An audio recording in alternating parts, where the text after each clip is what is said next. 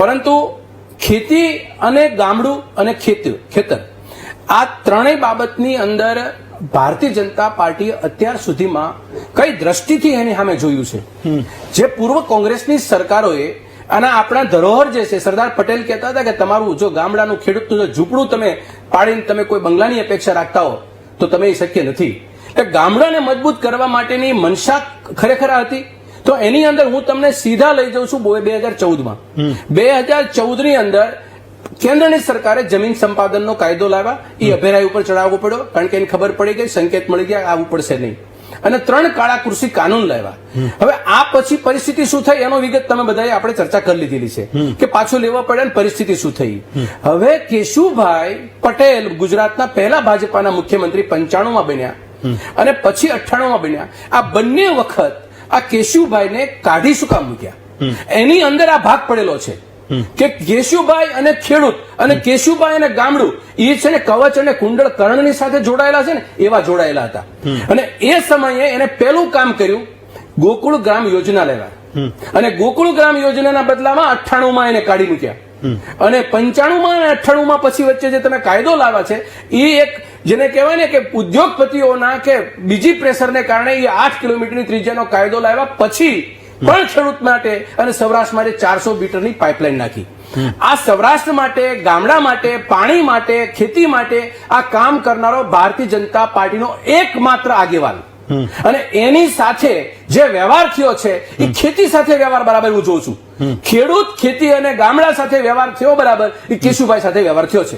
અને બીજું, ભારતીય જનતા પાર્ટી સરકારને સાહેબે કીધું કે રાજકીય પરિપ્રેક્ષમાં નહીં, પણ આ એટલા માટે મુદ્દા મૂકું છું કે આના ઉપર નિર્ણયો લેવાના છે. એ નિર્ણયો એવા લેવાના છે કે કેશુભાઈ જોડે જે હતા એને પણ દુશ્મન ભાવથી કાઢી મૂક્યા કે તમે ખેતી સામે ને ગામડા સામે ને ખેડૂત સામે મહેરબાની કરીને કોઈ જોતા નહીં. એમ કરી એ બધાને રિમૂવ કરી નાખ્યા. એટલે પછી શું બન્યું?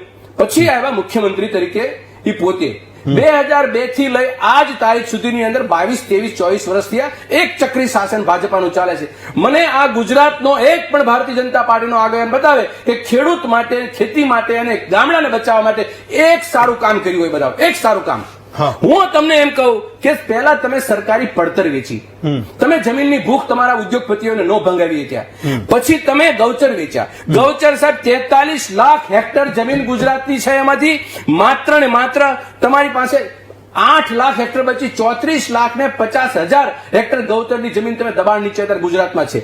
એનાથી આગળ 2 વર્ષમાં 18 લાખ હેક્ટર જમીન તમે ઉદ્યોગપતિઓને ફાળવી દીધી. પછી તમે આપી દરિયાકાંઠો 1 લાખ હેક્ટર દરિયાકાંઠો ગુજરાતનો તમે ફાળવી દીધો.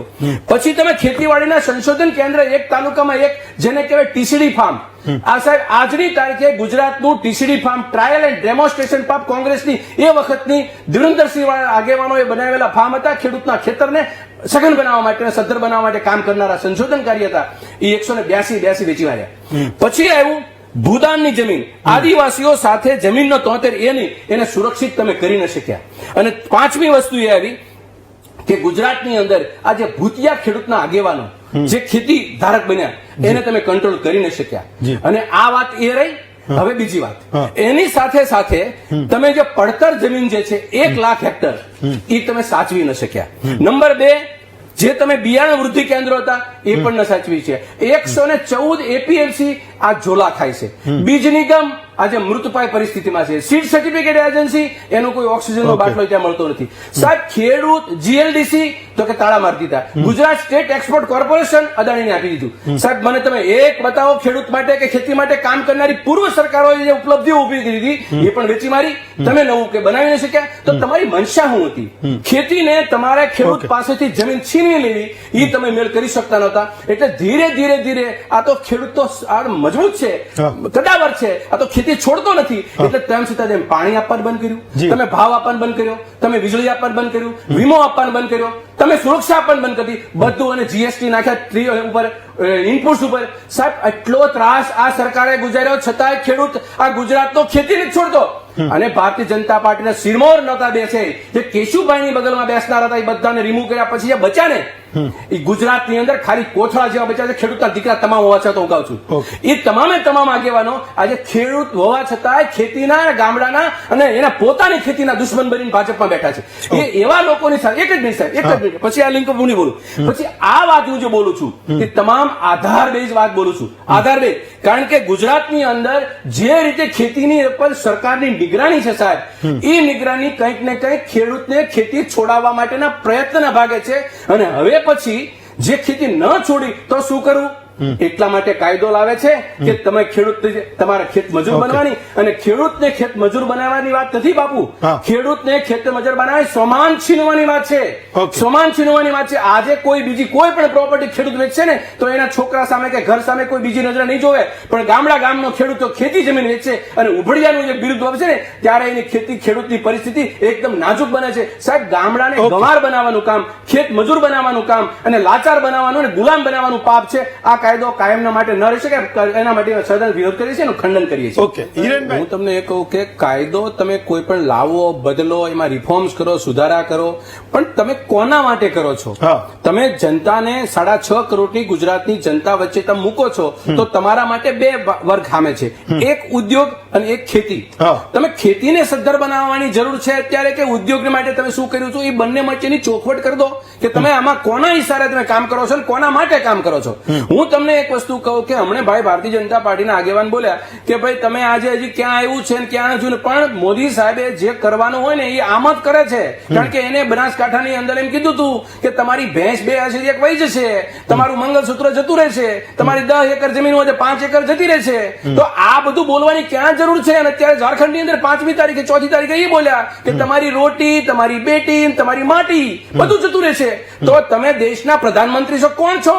તમે પેલા એ તો વિચારો કે તમે કોના માટે આવું બોલો છો. એટલે અમારે જે ચર્ચાનો વિષય લંબાવે છે એ આનામાં આ સબ્જેક્ટ માટે લંબાય છે કે આવું બોલે છે કેમ, આ ગુજરાતનો માટે આવું બોલવાની જરૂર કેમ પડી. એટલે મારું એ કહેવાનું કે ગુજરાતની અંદરથી જે બે લોકો નીકળ્યા છે એ બંને લોકોની માઇન્ડ નજર છે એ ઉદ્યોગ છે. અને અમે વારંવાર બોલીએ છીએ કે તમે ઉદ્યોગને પાળી પોષી મોટો બનાવો, હટ્ટો કટ્ટો બનાવો, પણ ગુજરાતની ખેતીને કે દેશની ખેતીને ભોગે નહીં. હું તમને એક નાનું એવું દ્રષ્ટાંત આપીને મારી વાત પૂરી કરું. આ દેશના 1200 ઉદ્યોગપતિ એવા છે કે એનું આ મોદી સરકારે 16.5 લાખ કરોડ રૂપિયા દેવું માફ કર્યું, લોન માફ કરી દીધી. એ 1200 કંપનીઓ એવી છે કે જેનું 35% ઇન્કમ ટેક્સ લેવાતું હતું એનું 22% કરી નાખ્યું. અને એ 1200 કંપનીઓ એવી છે કે જેનો નફો આ દેશની જીડીપી કરતા 3 ગણો છે. આ હું વાત કરી રહ્યો છું, ઓન રેકોર્ડ કરી રહ્યો છું અને ચેલેન્જ લાઈન કરી રહ્યો છું. આ દેશની અંદર આ બની શકે ભારતમાં. વિશ્વનો કોઈ એવો દેશ નથી કે જેનો ઇન્ડસ્ટ્રીયાલિસ્ટની જીડીપી કરતા, દેશની જીડીપી કરતા એનો 3 ગણો નફો હોય. સાહેબ, હવે તો સમજો, આ વાસ્તવિકતા તમને બતાવું છું.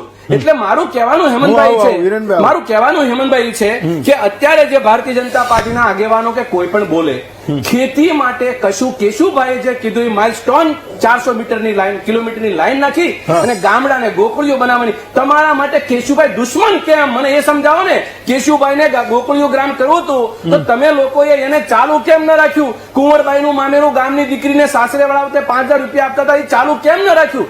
આ વાતને લઈને તમારી સંવેદના ક્યાં મરી પરવારી? તમે કેશુભાઈના દુશ્મન બની શકો તો ગુજરાતના ખેડૂતોના દુશ્મન બની ગયા.